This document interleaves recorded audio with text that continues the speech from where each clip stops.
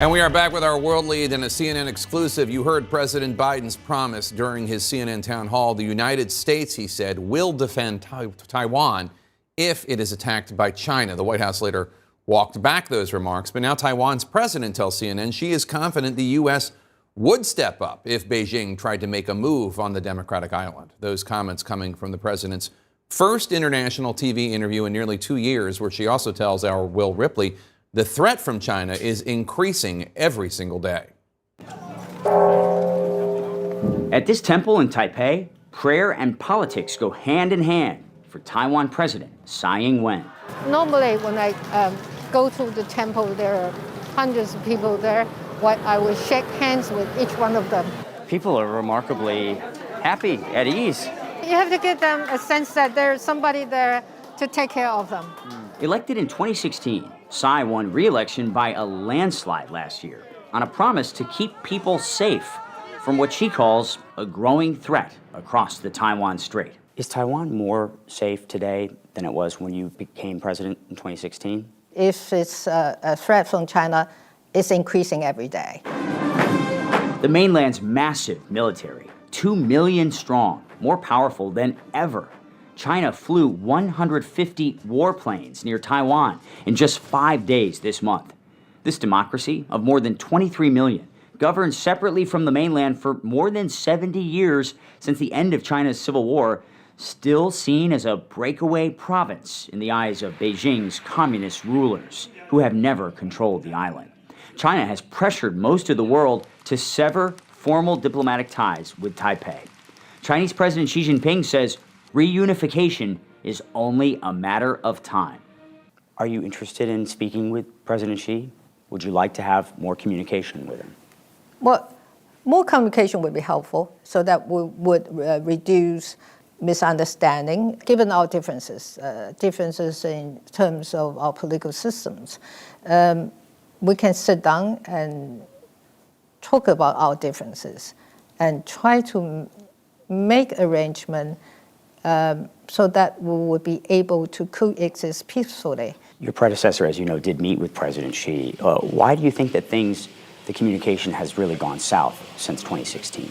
Well, I think the situation has changed a lot, and China's plan towards the region is very different. That plan includes war threats over Taiwan, clashes with Japan in the East China Sea, and militarizing man-made islands in the South China Sea, posing a direct challenge to 7 decades of U.S. military supremacy in the Indo-Pacific. In response, the U.S. ramped up arms sales to Taiwan, selling the island $5 billion in weapons last year. President Tsai confirms exclusively to CNN U.S. support goes beyond selling weapons. Does that support include sending some U.S. service members to help train Taiwanese troops? Well, yes.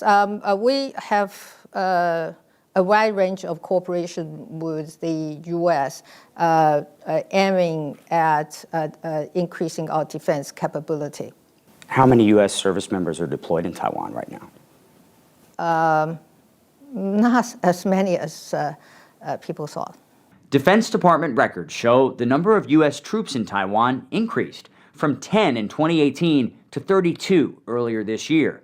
The State Department asked for more Marines to safeguard the unofficial U.S. embassy in Taipei. Any U.S. military presence in Taiwan, big or small, is perceived by Beijing as an act of aggression, state media says. When reports surfaced earlier this month of U.S. Marines training Taiwanese troops, China released this video, a training exercise targeting Taiwan independence and interference by external forces like the U.S. A warning for President Joe Biden, who vowed to defend Taiwan at this CNN town hall last week. So are you saying that the United States would come to Taiwan's defense if China attacked? Yes, we have a commitment to do that. The White House later walked back Biden's comments. They seemed to contradict the long-standing U.S. policy of strategic ambiguity, leaving U.S. military involvement in Taiwan an open question. People have different interpretation of what President Biden has said. Do you have faith that the United States would defend Taiwan if the mainland were to try to move on Taiwan? I do have faith, and given the long-term relationship that we have with the U.S. and also the support of the people of the U.S. as well as the Congress and the administration has been very helpful. Taiwan's defense minister says China could launch a full-scale war by 2025. He says military tensions are the worst in more than 40 years. We have to expedite our military reform so that we have the ability to defend ourselves. And given the size of Taiwan compared to the size of the PRC, developing asymmetric capability is the key for us. How prepared is Taiwan today? We are trying to make us stronger in every aspect, and that includes our military capability and our international support. Support bolstered, she says, by Taiwan's critical importance to the global supply chain. The island is a world leader in semiconductors. Taiwan was Asia's fastest growing economy last year, a fact President Tsai proudly points out over lunch. This is one of my favorite foods. All right. Despite everything, she appears calm and confident. You talked about how really the situation is so complex now. Yeah, it is very complex. This is probably the most challenging time for people of Taiwan. You read the outside headlines, the most dangerous place on earth. We read these reports as a reminder to us as to what sort of the threats that we're under, and we have to get ourselves better prepared. But we're not panicked, we're not anxious because we have gone through so many difficulties in the past. She says Taiwan's future must be decided by its people, the people who've worked hard over the last 70 years to build the world's only Chinese-speaking democracy, a democracy under growing threat. This is the first time in more than 40 years that a Taiwanese president has publicly confirmed U.S. troops are here on the island training Taiwanese troops. And it comes at a time that the U.S. is calling for a more meaningful role for Taiwan at the United Nations, much to the ire of Beijing, which just yesterday said it is not ruling out the use of force to reunify with this island at any cost.